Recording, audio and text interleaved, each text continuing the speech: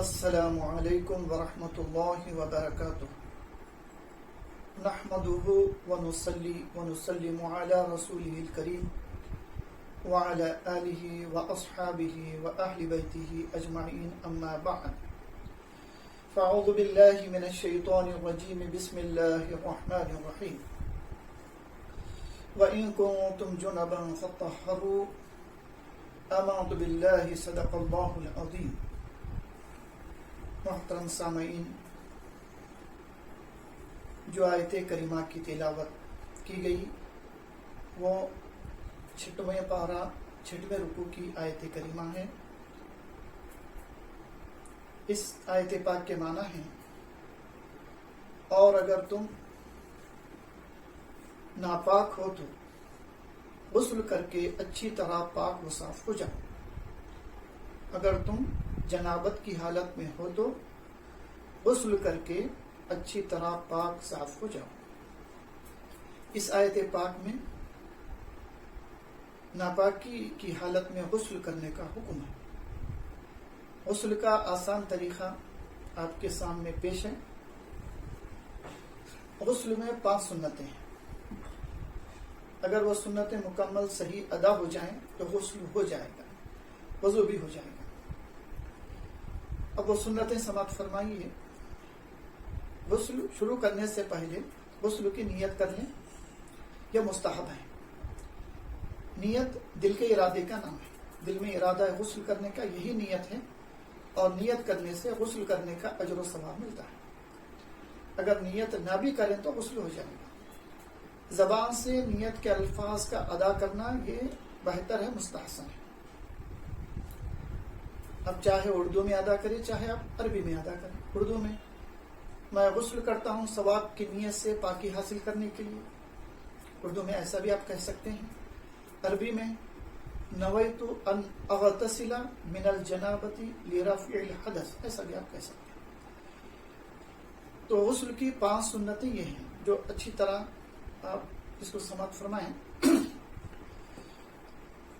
پہلی سنت، دونوں ہاتھ کلائیوں تک پہنچوں تک اچھی طرح دھو لیں. دوسری سنت، طہارت کے دونوں مقامات کو اچھی طرح دھو لینا.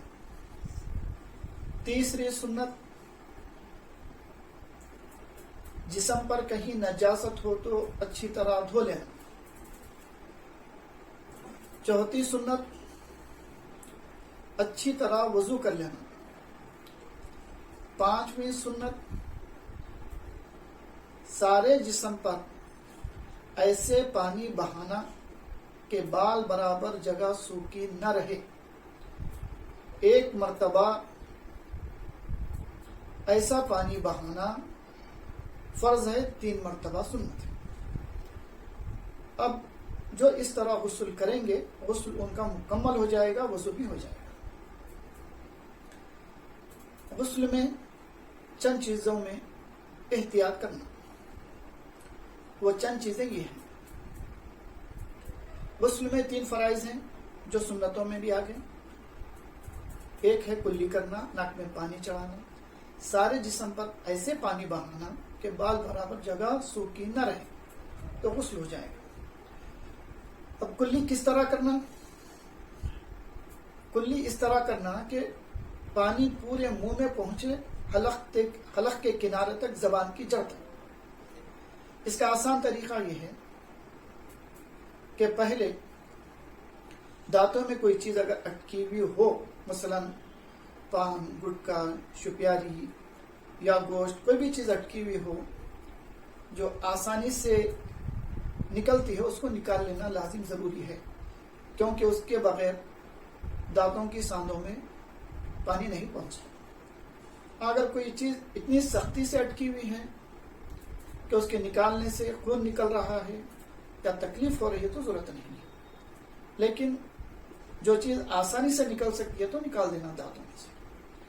منہ بھر پانی لے کے پورے منہ میں پانی گھما لینا اور غرارہ کر لینا، جس سے پانی حلق تک، زبان کی جڑ تک پہنچ جائے گا. 1 مرتبہ اس طرح کلی کرنا فرض ہے. 3 مرتبہ سنت ہے. اگر روزے کی حالت میں ہے تو حلق کے کنارے تک زبان کی جڑ تک پانی پہنچانا ضروری نہیں ہے، کیونکہ اگر ایک قطرہ بھی پانی حلق کے اندر چلے جائے گا تو روزہ ٹوٹ جائے گا. تو روزے کی صورت میں اگر غسل کر رہے ہیں تو احتیاط سے کلی کر لیں. دوسرا فرض جو ہے ناک میں پانی چڑھانا. تو ناک میں پانی چڑھانے سے پہلے جو ناک کا لعاب سوکھ کر کھپلے بن جاتا ہے، جو کھپلے آسانی سے نکل سکتے ہیں اس کو نکال لینا. جو اگر نہیں نکل رہے ہیں، جس کے نکالنے میں تکلیف ہو رہی ہے، خون نکلنے کا اندیشہ ہے، تو ضرورت نہیں. اور کہاں تک پانی چڑھانا؟ ناک کے نتنوں تک چڑھانا. یہ جو نرم حصہ ہے یہاں تک پانی چڑھانا لازم ضروری ہے. تو اس کے لیے آسان طریقہ یہ ہے، ہاتھ کے چلو میں پانی لیے، تھوڑا سا کھینچ لیے، یہاں تک چڑھے، ایسا کھینچ لیے. تو 1 مرتبہ ایسا پانی چڑھانا ناک کے نتنوں تک مکمل فرض ہے. 3 مرتبہ سنت ہے. اگر روزے کی حالت میں ہے تو ناک کے مکمل نتنوں تک پانی چڑھانا لازم ضروری نہیں ہے، کیونکہ ایسا نہ ہو کہ پانی کا خطرہ دماغ تک پہنچ جائے گا تو روزہ ٹوٹ جائے گا. تو روزے کی صورت میں، روزہ رہنے کی صورت میں احتیاط سے ناک میں پانی چڑھائیں. تیسرا فرض جو ہے سارے جسم پر ایسے پانی بہانا کہ بال برابر جگہ سوکھی نہ رہے. اس میں چند چیزوں کا خیال کرنا ہے. چہرے میں آنکھوں کے جو کونے ہیں، گوشے، جہاں پہ میل جمتا ہے، اس میل کا نکالنا ضروری ہے. اس میل کا نکالنا ضروری ہے کیونکہ آنکھوں کے گوشوں میں بھی پانی پہنچنا لازم ضروری ہے غسل میں. اگر میل نہیں نکالیں گے، ویسا ہی رہ جائے گا میل، تو پانی نہیں پہنچے گا تو غسل بھی نہیں ہوگا. اس کے ساتھ جو کان ہے، کان کے سوراخ تک پانی پہنچنا ضروری ہے. کان کے مکمل نالیوں میں پانی کا پہنچنا ضروری ہے. سوراخ کے اندر ضروری نہیں ہے، سوراخ تک ضروری ہے. اب کان کے جو نالیاں ہیں، کان کا اوپر کا حصہ مڑا ہوا ہوتا ہے، تو لہٰذا ہو سکتا ہے کہ کان کے نالیوں میں بال برابر جگہ سوکھی رہ جائے تو غسل نہیں ہوتا. اس لیے دونوں کانوں میں، کان کے سوراخ تک اچھی طرح پانی پہنچانا، اس کا بھی خیال رکھیں. اس کے ساتھ بغل میں پانی پہنچانے کا بھی خاص خیال رکھیں، کیونکہ ہم اوپر سے پانی ڈالتے ہیں تو بغل میں اگر بال برابر بھی جگہ سوکھی رہیں گی تو پھر غسل نہیں ہوتا. جسم میں کہیں بھی بال برابر جگہ سوکھی رہیں گے تو غسل نہیں ہوتا. اسی طرح ناف کا جو سوراخ ہے، جسے بمبی کہتے ہیں، جہاں تک پانی پہنچ سکتا ہے ناف کے سوراخ میں پانی پہنچانا، میل صاف کرنا. اسی طرح جسم میں ایسے مقامات جہاں پہ پانی پہنچنے میں کچھ رکاوٹ ہو سکتی ہے تو اس مقام پہ اچھی طریقے سے پانی بہانا، پہنچانا ضروری ہے. اس کے ساتھ جب ہم غسل شروع کریں گے تو سر کے بالوں کو جڑ سے لے کر بالوں کی نوک تک بھگونا لازم ضروری ہے.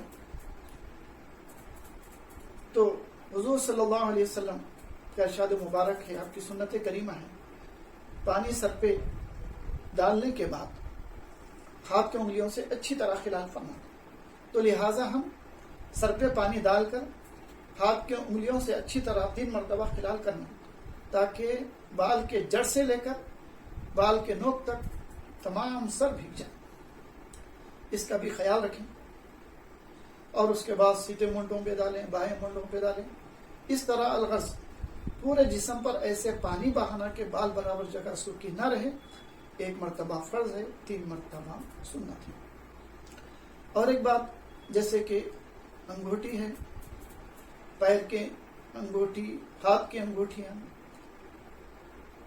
اور خواتین کے لیے نتنے، بالیاں جو بھی ہوتے ہیں، تو غسل کے وقت اس کو حرکت دے کر اس مقام تک، اس کے نیچے کے حصے میں پانی پہنچانا یہ لازم ضروری ہے کہ